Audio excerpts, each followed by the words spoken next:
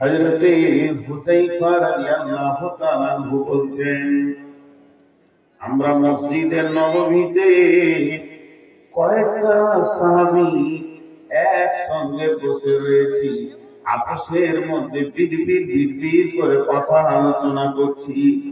আর আমরা কথা আলোচনা করতে করতে করতে করতে আমাদের চেহারাগুলো কালো হয়ে গেছে, ঠোঁটগুলো শুকিয়ে গেছে, মনে হচ্ছে যেন ভীত সন্ত্রস্ত হয়ে গেছে।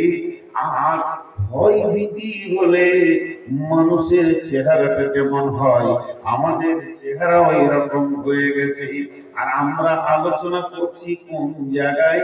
এটা কোনো মার্কেটে নয়, দোকানে নয়, বাড়িতে নয়, গোটখানা নয়, বাগানে নয়, পুকুরে নয়, জায়গাটা হলো মসজিদে নববীর ভিতরে। আর এই আমাদের গোল করে বসে আলোচনা করাটা দেখে ফেলেছেন কে?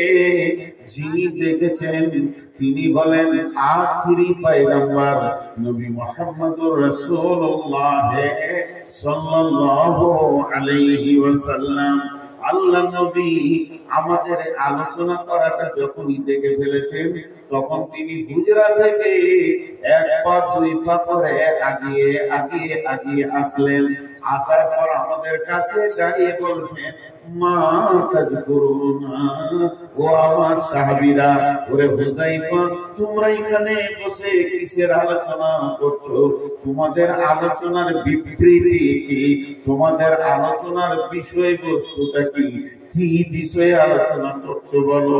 হযরত হুযায়ফা বলছেন, আমি একা বলিনি, আমরা যতজন বসেছিলাম একসঙ্গে সমসুরে রাসূলকে বললাম, নাযকুরু সাআতা ইয়া রাসূলুল্লাহ, আমাদের আলোচনার বিষয় কোন দুনিয়াবি সংসার নিয়ে নয়।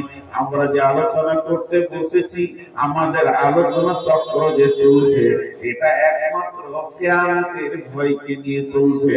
কিয়ামত আমাদের মনে পড়ে গেছে, কিয়ামত বড় ভয়াবহ জায়গা। কিয়ামত কি করে পার হব, কিয়ামতে নিজেকে কি করে বাঁচাবো, এই চিন্তা নিয়ে কিয়ামতের দিনটা কি করে অতিক্রম করব, কিয়ামতের জায়গাটা কি করে পার হব। ও দয়ার নবী গো, এই কিয়ামতের ভয়াবহতা নিয়ে আমরা আপসে আলোচনা শুরু করে দিয়েছি। আর আলোচনা করছে যাদের নামের শেষে আছে রাদিয়াল্লাহু আনহু। তার মানে হচ্ছে তাকে বলা হচ্ছে তোর উপরে আল্লাহ রাজি আছে। আরে হবি, তোর উপরে আল্লাহ রাজি আছে। এই আবুল কালাম, তোমার উপরে আল্লাহ রাজি আছে। এই আব্দুল সত্তার, তোমার উপরে আল্লাহ রাজি আছে। আল্লাহ রাজি আছে এই শব্দ যাদের নামের পাশে লাগানো আছে, আপনার নামের পাশে নাই, আমার নামের পাশে নাই, এই সারা পৃথিবীর কারো নামের কাছে এ কথা লেখা নাই যে আল্লাহ তার উপরে রাজি আছে। আছে কিনা আছে আল্লাহই জানে, আপনি জানেন না, আমিও জানি না, আর আপনিও জানেন না। কিন্তু যে লোকটা নামের পাশে হুযায়ফা রাদিয়াল্লাহু আনহু, আবু হুরায়রা রাদিয়াল্লাহু আনহু, ওর উপরে আল্লাহ রাজি আছে, এই রকম ব্যক্তিরা চিন্তা করছে কিয়ামতটা কি করে পাবে।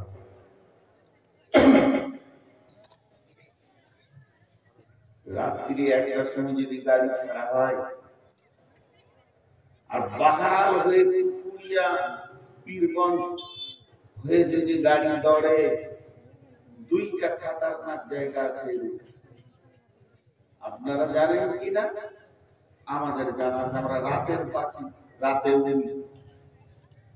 বাহারাল পার হয়ে, বরাবর পার হয়ে বাম দিকে ঘুরে যখন আম বাগানে যাবেন, খাতারনাক জায়গা আছে, আপনার জান থাকতেও পারে না। আর যখন আপনি পীরগঞ্জ পার হয়ে বুঝিয়া দেখবেন, তার আগে আপনার জান থাকতেও পারে না। এখন অনেকটা ভালো হয়ে গেছে, ছিল খাতারনাক জায়গা। এখন যদি আপনার কাছে 10 লাখ টাকা থাকে আর বোলেরোতে যদি আপনি চড়েলেন, খালি মন হয়ে যায় পার হবো কি। ওই দুই জায়গাটা পার হলে জানটা জোরে শ্বাস ছাড়বো। যখন মালদা ঝলঝলিয়াতে ঢুকলাম তো জানটা বাঁচলাম। তো এটা তো দুনিয়া। আপনার জান্নাতে যেতে গেলে বেশ কিছু জায়গা আছে। কবরটা খতরনাক জায়গা, কিয়ামতটা খতরনাক জায়গা। তো সবগুলো আজকে বলা সম্ভব নয়। ফুলসেরাটাও খতরনাক জায়গা, কিয়ামতটাই রয়েছে। সাহাবীরা চিন্তা করতেন পার হব কি করে। মা আমার বোন আমার বেটি আমার, মা আমার বোন আমার বেটি আমার, একটা মেয়ের নাম বলছি। মেয়েটি হলেন আম্মা জান আয়েশা। মেয়েটি হলেন আম্মা জান আয়েশা। তিনি হলেন আবু বকরের বেটি। শুধু এটা নয়, তার কোয়ালিফাইড হচ্ছে কত দামি কত ডিগ্রি মেয়েটা।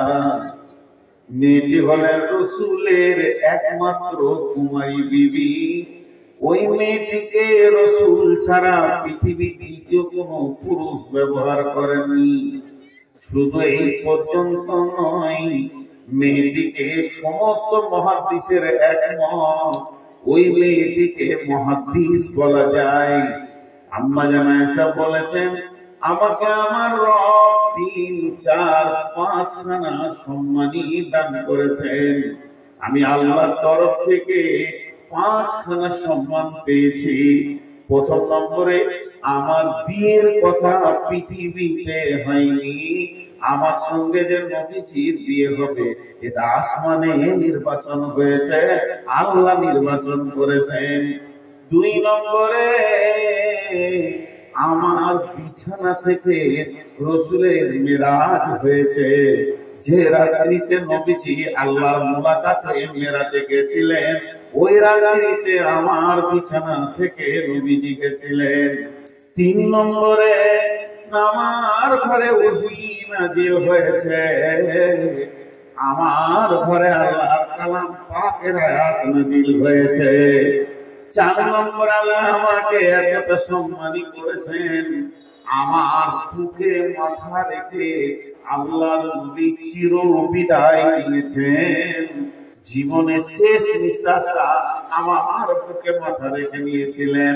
ওয়ান আয়েশা রাদিয়াল্লাহু তাআলা আনহা وأن بالموت إنه قدح فيه ماء ثم يدخله يده ثم يمسح وجوهه ثم يقول عيني على منكرة الموت سكرة الموت شدة الموت أمرة الموت। আম্মা জান আয়েশা বলেন, বিশ্বনবী আমার বুকে মাথা দিয়ে রয়েছে আর মাঝে মধ্যে কলকল করে ঘেমে যাচ্ছেন। পাশে একটা পেয়ালা রয়েছে, ইন্নাহু কাদাহুম ফীহি মাউন, সেই পেয়ালাতে পানি রয়েছে। সুম্মা ইয়াদখালু ইয়াদাহু সুম্মা ইয়ামসাহু উজুহাহু, ওই পেয়ালাতে এইভাবে নবীজি হাতটা ভরছেন আর নিজে হাতটাকে নিয়ে মুখে মাসাজ করছেন আর এই দোয়াটা করছেন, আল্লাহুম্মা আইনি আলা মুনকারাতিল মউত সাকারাতিল মউত সিদনাতিল মউত কামারাতিল মউত। বিশ্ব নবী আমার বুকে মাথা রেখে শেষ নিঃশ্বাস ত্যাগ করেছেন। আর 5 নম্বর, আল্লাহ আমাকে সম্মানী দিয়েছেন। আজও বিশ্ব নবী 2025 সালে জানুয়ারি মাসের এই 23 তারিখে, আজও 23 তারিখে আজও বিশ্ব নবী শুয়ে আছেন কোথায়? আম্মা জান আয়েশার হুজরাতে। তার মানে রাসূলকে যেখানে কবর দেওয়া হয়েছে, আম্মা জান আয়েশার বিছানাকে সরিয়ে ওই হুজরাতে শুইয়ে রাখা হয়েছে। তো বিশ্ব নবী কিয়ামত পর্যন্ত আম্মা জান আয়েশার বিছানায় শুয়ে রয়েছে। আমাকে আল্লাহ 5 খানি সম্মানী দিয়েছেন। এই মেয়েটি কত ডিগ্রিওয়ালা, এই মেয়েটি কত কোয়ালিফাইড, এই মেয়েটি মুহাদ্দিস, এই মেয়েটি রাসূলের বিবি। ওয়াহিলা বাতাস, একদিন হঠাৎ বাচ্চা ছেলের মতো টুকরে কেঁদে উঠলেন। আপনার এত লেটে বুঝে আসলো? ও মোবাইল ওয়ালা, জানটা জ্বালিয়ে দিলেন, তখন থেকে আপনাকে জেলার আমি হাত এমনি করে আর মোবাইলে লাইট দিতে পারি না, মাথা ঘুরে পড়ে যাবে। আমি হাতে এমনি করে বাইন করছি, তার মানে কি আমার হাতে বিগাড় দিয়েছি? মোবাইলের লাইট জ্বালিয়ে মেয়েটার ডিগ্রি কত, রসুলের বিবি। মা বোনদেরকে বলছি, হে আমার খানা, ওরে আমার বেটি, আজকে যতটি মেয়ে আছেন আপনারা আমার মা, নাহলে আমার বেটি। আমার পেটে আপনারা হয়েছেন না, আপনাদের পেটে আমি হয়েছি। একবার মেয়েটার ডিগ্রি ভাবেন তো, এতগুলো ডিগ্রি ওয়ালা মেয়ে কোন কাণ্ড করেছে। বাড়িতে বসে আছে তো হঠাৎ করে কেঁদে উঠলো, ভিড়ে কেঁদে উঠলো। তো বিশ্বনবী বাড়িতে তখন আছেন, স্বামী আছেন, স্বামী বাড়িতে প্রেজেন্ট, স্ত্রী কাঁদছে, কোনো স্বামী চুপ থাকতে পারে না। বিশ্বনবী উঠে গিয়ে বলছেন, মা ইউটিকা এসা, তোমাকে কে কাঁদালো? কে? কেউ কিছু বলেছে? উঁচু নিচু কথা বলে আঘাত দিয়েছে? কে কাঁদালো? আমি যদি এখানে স্টেজে কাঁদি, তার কমিটির লোক আমাকে বলবে, ভাই আপনি কাঁদছেন কেন? আমি বলবো, ওই লোকটা মেরেছে, ও আমাকে অপমান করেছে। তো কমিটি উত্তর কি দেবে আমাকে? আপনি চুপ করেন, ওকে দেখছি। এটা বলবি, আপনি চুপ করেন, ওকে দেখছি। কিন্তু আমি যদি বলি যে জাহান্নামের ভয়ে কাঁদছি, কোন কমিটি আছে আমাকে বলবে যে চুপ করেন, দেখে লিখি? পারবে কেউ বলতে যে আমি জাহান্নামের ভয়ে কাঁদছি? কে আমার মাস্তান আছে বলবে দেখে লিখ? তো রসুলের অবস্থা আম্মা জানাইসা কাঁদলেন। কাঁদাটা যখন ভিড়ে কেঁদে উঠেছেন, এসে বলতে, মাই কি ऐसा ऐसा রে, তোমাকে কে কষ্ট দিল? উঁচু নিচু কথা বললো নাকি? তুমি কাঁদছো কেন? আম্মা জানাইসা উত্তরে বলছেন, ও দয়াল নবী গো, যাকারাতুন্নারা ফাবাকাইতু, আমি জাহান্নামের কথা চিন্তা করছিলাম, আমি কিয়ামতের কথা চিন্তা করছিলাম, কেমন করে পার হব ওই কঠিন আগুনের কথা চিন্তা করছিলাম, তাই আমি নিজে কেঁদে ফেলেছি। বিশ্বনবীও বললেন না, আয়েশা রে তুমি চুপ করো, আমি দেখে নিব। নবীজি চুপ হয়ে গেলেন, চুপ করে দাঁড়িয়ে গেলেন, নীরব হয়ে গেলেন, নীরবতা পালন করতে লাগলেন। আম্মা আয়েশা দেখছেন নবীজি আমাকে ভালোবাসে, এটা তো প্রমাণ হয়ে গেল, কারণ আমি কাঁদলাম, আমার চোখের পানি নবীজির কলিজা থেকে লেগেছে, আমার চোখের পানি নবীজির বিবেকে ধাক্কা মেরেছে, আমার কাঁদার আওয়াজ রসুলের দিলকে হিলিয়ে দিয়েছে। তাছাড়া কেন উনি জিজ্ঞেস করতে আসলেন? এটা তো প্রমাণ হলো যে আমার স্বামী আমাকে প্রাণ দিয়ে মন দিয়ে ভালোবাসে। তাহলে এই সুযোগে একটা কাজ গুছিয়ে নিতে হবে। তখন আম্মা জানাইছে আবার বলে ফেললেন, হালকা করুন আহলিকুম ইয়াউমাল কিয়ামাতি ইয়া রাসূলুল্লাহ। এই কথাটা বলার মানে কি? ও দয়ার নবী গো, আমি এখন যে জায়গায় কাঁদছি, এটা হলো মদিনার মাটি, এটা হলো পৃথিবীর মাটি, এটা হলো দুনিয়ার মাটি। আর দুনিয়ার নীতি হচ্ছে তখনই সুখ, তখনই দুঃখ, তখনই সুখ, তখনই দুঃখ। মানুষ তখনই কাঁদবে, তখনই হাসবে। আবার ওকে যদি চুপ না করানো হয়, তো একদিন কাঁদতে কাঁদতে এক সময় নিজেই চুপ হয়ে যাবে। এটা হলো পৃথিবীর নীতি। এখানে তো মানুষ বেশি দিন বাঁচতে আসেনি, এখানে মানুষ 60 বছর, 70 বছর, 100 বছর বাঁচবে, তার বেশি বাঁচবে না।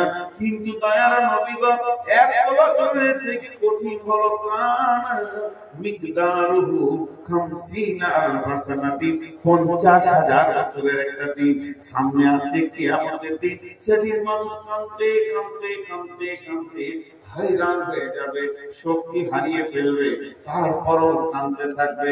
ও দয়ার নবী গো, আজকে যেমন আমি কাঁদলাম, আর আপনি আমার মুখের সামনে এসে আমাকে জিজ্ঞেস করে ফেললেন, আর কি বললেন, মা কি আয়েশা তুমি কাঁদছো কেন?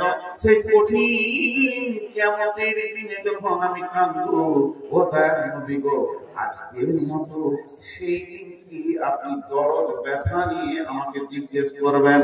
একবার বলেন, ওই দিন কি আপনার আহাল পরিবার বিবি ছেলে নাতি বলে মনে থাকবে নাকি, বেবি জামাই বলে মনে থাকবে নাকি? আল্লাহ নবী হ্যাঁ বললেন না, আল্লাহ নবী নাও বললেন না, নবীজি এত সুন্দর করে মধ্যস্থ ভাবে উত্তর দিয়ে দিলেন, যার মানেটা হচ্ছে না।